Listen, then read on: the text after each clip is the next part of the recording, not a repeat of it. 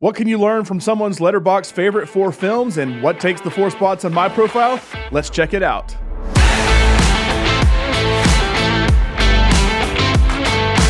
Hey everyone, John Lunsford from Pop Culture Life here, and one thing I love to watch at movie premieres and other various events is when someone from Letterboxd asks a movie star or director what their 4 favorite films are.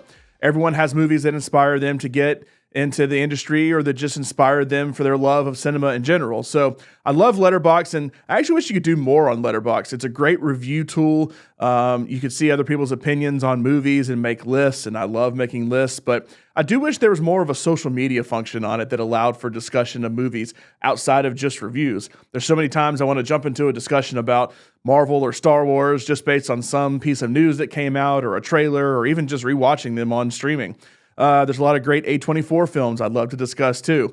But if you're not reviewing something, it's hard to type out an opinion. So I do hope there's more of a social function for movie discussion in the future.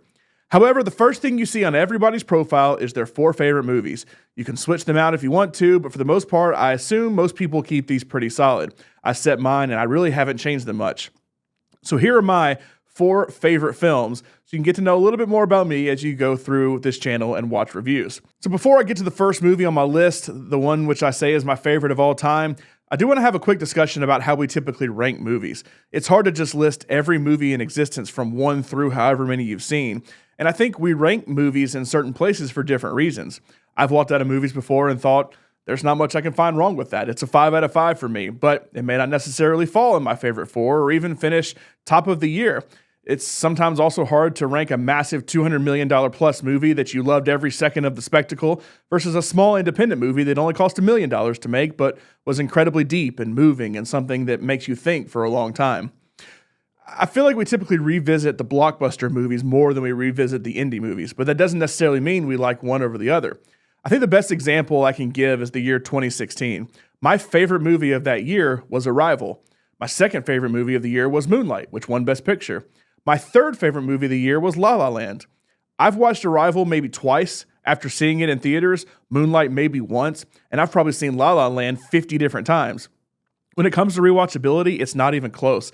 La La Land is a musical with fantastic songs and incredible visuals. If you've seen Arrival, you know it has a twist in it that kind of diminishes the rewatchability, and Moonlight is somewhat of a tough subject matter that isn't necessarily a movie you want to go watch before bed every night.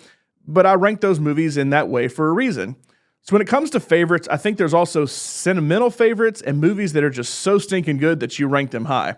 I'd say my Letterboxd 4 is kind of 2 and 2. For instance, nobody is ranking a Fast and Furious movie as one of the greatest of all time, but I come from an automotive family who's also involved in racing, and my dad and I have watched all of those movies together. They're very important to us. They're sentimental favorites of mine. Now, I don't have a Fast and Furious movie in my top 4, but there's a reason why I enjoy those movies. So number 1 on the list is a sentimental favorite. It's the movie that really introduced me to cinema, and that's Steven Spielberg's E.T. from 1982. While not necessarily a star-studded cast, although there is a 7-year-old Drew Barrymore in it, it's an incredible sci-fi film that I saw at an early age and really let me fall in love with what movies could actually be and the stories you could tell. For those that haven't seen it, I highly recommend it, but it tells the story of an alien that's been stranded on Earth after his fellow aliens have left him behind while gathering plant species just outside the San Fernando Valley. A group of U.S. government agents show up, which force the aliens to flee, and poor E.T. is left behind. He hides in a shed behind the house of Elliot, a 10-year-old boy who stumbles upon the creature and lures him into his home. From there, Elliot and E.T. bond and start to become one while trying to not get caught by the government agents. It's an incredible story of friendship, connection, family, and so much more. It's not a big budget sci-fi movie. I guess bigger budget for the time. Back in 1982, it was about $10 million. Obviously, it has a lot of practical effects and puppetry with the actual E.T. character, but it's so incredibly well done and I think has the best score that John Williams has ever done. Look, he's done so much, it's hard to argue against any of his scores, whether it be Star Wars, Superman, Harry Potter, whatever. But this film has had a major impact on cinema with the silhouette of Elliot flying on his bicycle with E.T. That's even become the logo for Spielberg's production company, Amblin Entertainment. I think with Spielberg, a lot of people go to Jaws or maybe Indiana Jones or Jurassic Park as those first features that really wowed them and got them on the Spielberg bandwagon. For me, it was E.T. There is such a charm about this movie, and it's so beloved by so many people for a reason. It is my favorite movie. However, the movie I think is the best movie ever made is Alfonso Cuarón's Children of Men from 2006. Stars Clive Owen, Julianne Moore, Michael Caine, Chiwetel Ejiofor, and many more, and is cinematically the greatest movie ever shot, in my opinion. The film is set in 2027 after 2 decades of human infertility have left society on the brink of collapse.